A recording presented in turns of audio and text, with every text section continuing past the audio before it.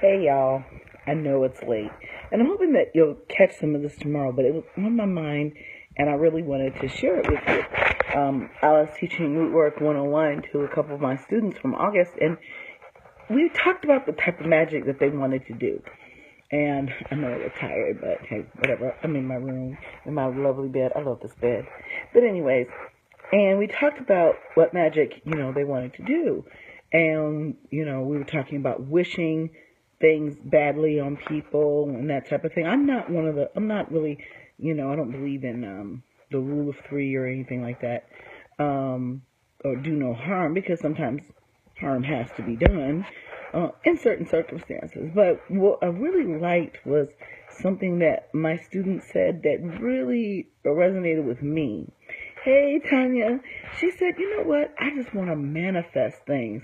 And you all know that the full moon is coming. I love that, to manifest things, to really put that final push into what you're wanting to build. Because I see the full moon as like the fruition of what you're doing. Like the new moon is when you start thinking about what you want to develop. But the full moon is the fulfillment to me, of the manifestation. And I was just thinking about that, she was talking about how, she wants to manifest good things. She doesn't worry about people that, she doesn't, have good relationships with, because, she's working on her. And that's a really beautiful thing. I often say that you shouldn't wish bad on people that you no longer, care for. There's a difference, like people with friends that fall out, I have some very serious, what maybe you want to call them standards, idiosyncrasies, whatever they are, that makes me incompatible for a lot of people, because I'm an incredibly loyal person. So, and what I have found about me, because they say if you have the same problem multiple times, usually it's you, right? Well, what I found out about me is that because of those types of standards, there are some people, my phone disconnected and then it started again. Interesting. But there are people that, they may be good enough, wonderful human beings to other people, but for whatever reason, I can't be friends with them. Or I can't continue in a relationship in the manner in which we have been in. Then I decided that wasn't going to happen again. Sometimes, it's the forgiveness thing. People are always trying to tell you that you have to forgive. I'm not really big on forgiveness if somebody does something really unforgivable.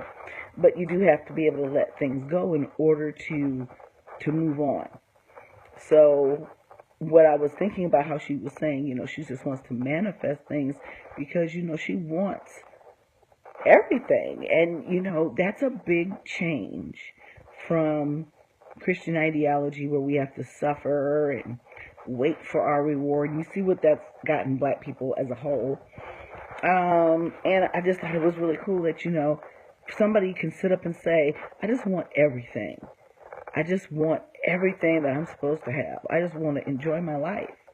And be willing to do the magic to do that. A lot of times you'll see people start out on this path and they will, they're looking for magic to hurt other people, because hurt people hurt people.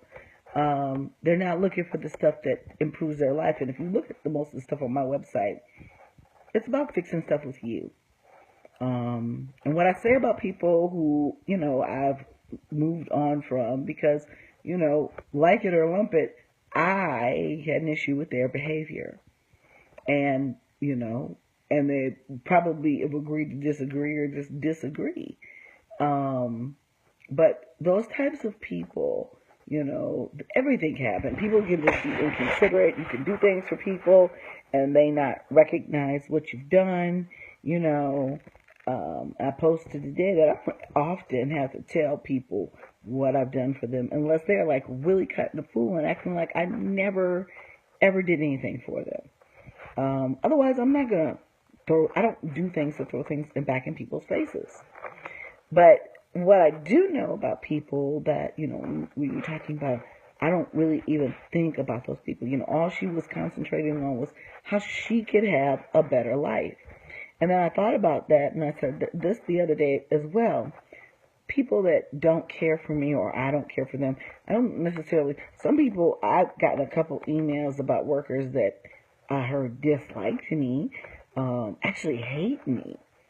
I find that to be fascinating because hate just involves more energy than I'm willing to give. Because, I'm a queen of don't give enough, and I don't understand, how somebody can generate that much emotion for somebody that keeps them. So I'm sorry if the video goes crazy. But the best thing you can do with people that you do not care for, people whose season in your life has ended, the best thing you can do for them is wish them well. You have to understand a lot of situations happen because we do things for people and, out of the kindness of our hearts, not really wanting anything in return. And then what happens is, and that's one thing you always have to remember about people, is that they're not you. That's one of the things one of my professors told me. Stop thinking that everybody is you. Because just because you would act a certain way, and you would have been nicer, or you would have done this, you would have done that, that person is not you. So that's the one thing you got to remember. But you don't have to deal with people who are not you if you don't like them. It doesn't mean that you have to try to change them. That doesn't mean that you have to be, horrible to them as you walk out the door. But you can walk away. And that's okay. You can walk away from people, places, and things that make you uncomfortable or that you don't like. I'm doing a Facebook Live. What are you doing?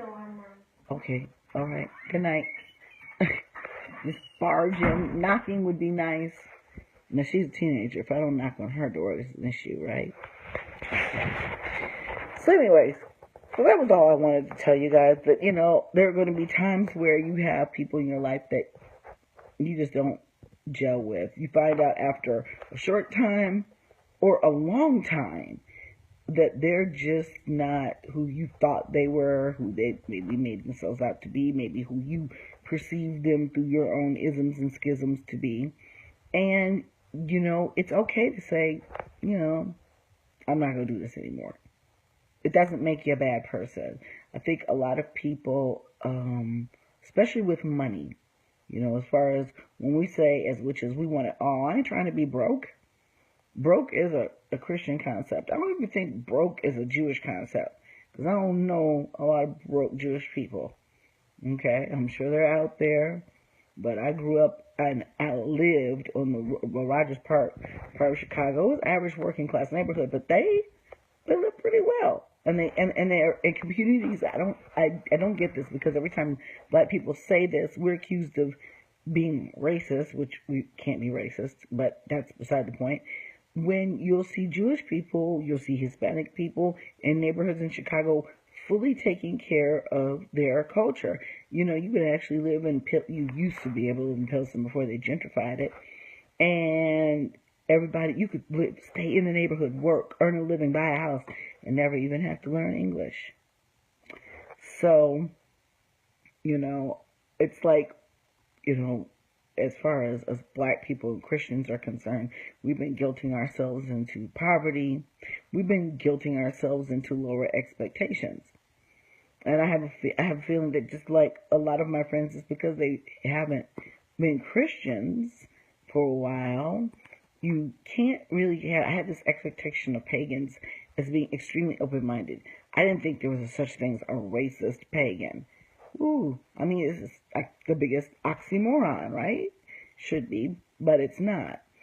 So just because people, and they may be very skilled practitioners, they might be people with big followings, they might be people with great ideas, there might be people that have an extremely large amount of esoteric knowledge, and all of those are absolutely wonderful traits, but that doesn't mean that they're necessarily the right person or the right person for you to be investing your time in.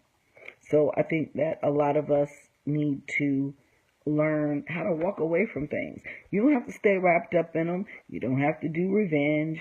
And it's not a fluffy bunny.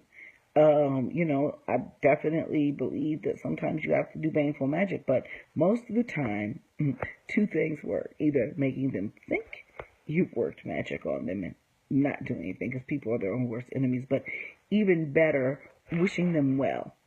Wishing them so well that you'll ever have to see them again. That's what you want to wish on people that you'd rather distance yourself from. And then, you know, people want to try to call this karma, but it's not. But at least when you do that and you're putting out energy, a mambo that I knew once said that voodoo has a saying that good begets good and evil begets evil. So if I'm putting out there that I want them to succeed, I can also draw my own success. And, you know, you don't have to. Baneful magic takes a lot of work. You know, it's funny because they said it takes more muscles to frown than it does to smile. I'm pretty positive based on my experience with the spell work that I've done. It takes a lot more energy to curse than it does to bless. And so then, you know, in this whole people talking about they're reclaiming their time, that struck a chord with me when Mama Waters said that, because you can devote your time and your energy to the wrong people. And I'm sitting here right now looking at having to have all these products ready for Detroit Conjure Festival. I got a basement in the middle being reconstructed, and a beehive in my backyard. I have a full-time job, and then I have this job that really exceeded my expectations. Like, you know, if I'm like, really, man, if I really started putting the law of attraction to work, wow, what could I do? So, you know, but I had hope. And because I had hope and I was willing to work, you know, Big Liz Conjure really exceeded my expectations. And so now, just like everything else I really tried to do, is I try to put really high expectations. And sometimes that can be kind of strenuous for you. It can sometimes discourage you and keep you from doing a particular task. But for me, it's like, I've always been the type of person, tell me I can't do it, and watch me do it. Maybe because I'm stubborn, maybe because I'm ornery, I don't know. But that's always been the type of person I am. Being in an African traditional religion, though, has helped me a lot in the negative parts of that aspect, because there are things that they'll tell you you can't do. And you can't do them, and it takes discipline actually not to do those things. When they say you can't eat certain things, wear certain things, all types of things. You know, somebody perhaps spit a urine white, for example. You know, that is an effort where, you know, people think it would be easy. I'll go get the same pair of pants, same skirt, you know, 3-4 times, and, you know, just keep wearing them. But no, not if you know, you like living, you like dressing, you like a little variety in your life. You're not going to wear the same thing, you know, washing your clothes every 3 days. So, you know, there are rules for certain things. And so, it's kind of really good to even still give yourself that self-discipline that maybe a rule may imply. Just to start, because I'm telling you that a lot of these things are not for everybody. A lot of people don't want to submit, be told what to do, follow the rules for venerating a certain Olowa or worshiping a certain Orisha. Even they don't want to follow the rules of the system that named the gods. Okay, I mean they actually, somebody from way back, some prophet, was able to get their names and write them down. Okay, so that's about all, because I'm tired. I'm probably actually talking in circles. But yeah, I gotta find some duct tape for what used to be my beehive tomorrow. But you watch. I just know that those plants are not gonna do as well and it'll be as beautiful as they have been, because that whole beehive is gone. And I got to look at a queen bee today for the first time ever. I'm gonna post those pictures tomorrow. A queen bee, and how all of her bees surrounded her and kept her warm, and they fed her. You know, when I get to be an old woman, I want to be like that. I want to be the queen bee. Y'all, you know, have me a like magical community gatherings and prop me up in the corner and have me doing readings, be the old crone. But you know, I think we should protect each other. You know, as we get older, you know, start paying attention to people who are older in the craft and realize that, you know, a lot of times, You know, they don't have anybody else because their families are just don't want nothing to do with them because of what they practice. So, you know, I think we are, one of the biggest problems is we're losing the whole family aspect. People want to initiate so for power or to be a priest or a priestess, even to have more noble aspirations like I want to become a priest or a priestess so I can help to heal people and do work for people that I was otherwise restricted from doing before within my tradition before I got initiated. But then, you know, and that's good. And I think that a lot of good will come to you if you go into something like that with a very good heart. But there's a lot of people doing things for the wrong reasons. Everywhere you go, people doing things for the wrong reasons. And it's insanity to me because when has it ever been a case where you do something for the wrong reasons or you do something and you know it ain't right and it's ever worked out for you? I've never seen that. You know, it catch up with you at some point down the line. It may not catch up with you immediately, but when you do things and you know it's like, this is not going to work well, you do it anyway, that's not being spirit-led. Being spirit-led is listening to whatever's telling you that's not a good idea.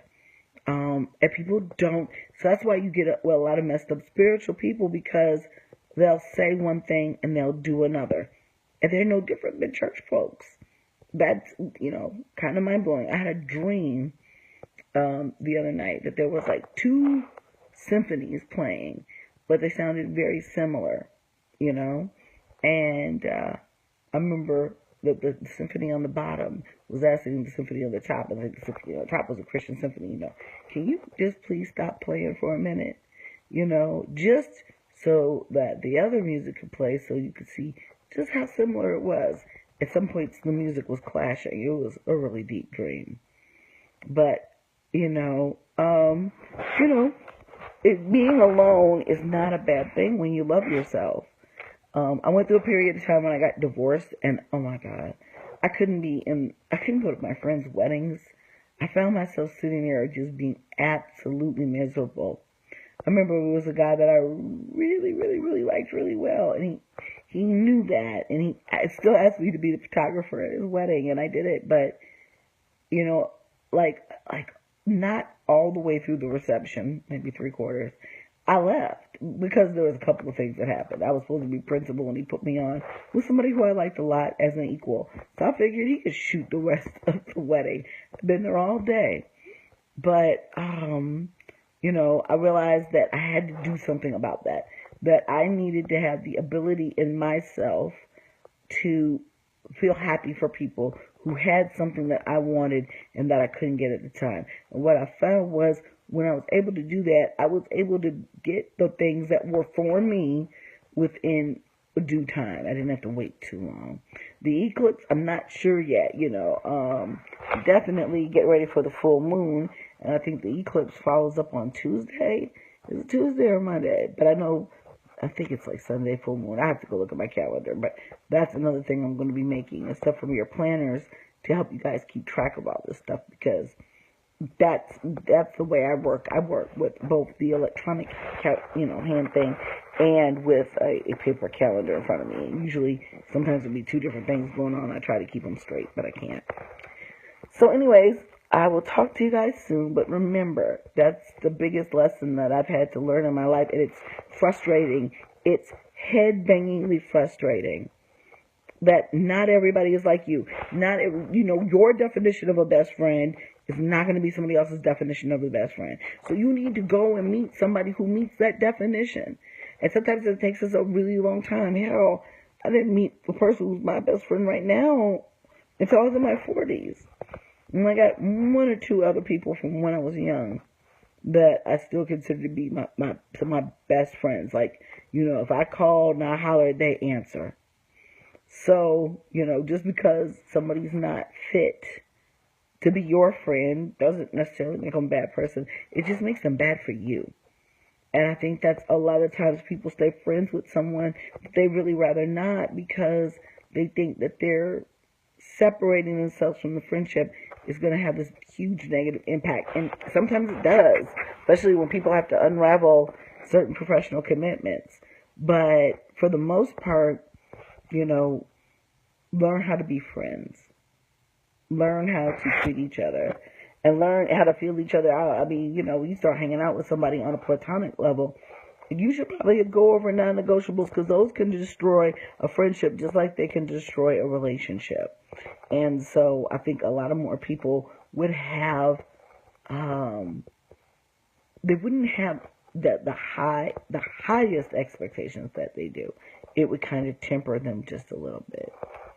So anyways, I'm going to sleep, y'all, because I'm tired. But I just thought I would get on here and talk about, you know, wanting the most, not being ashamed to want good things for yourself, and, you know, how to take care of, you know, everything else in the midst of all of that. So you guys have a good night, and I will talk to you soon. Bye.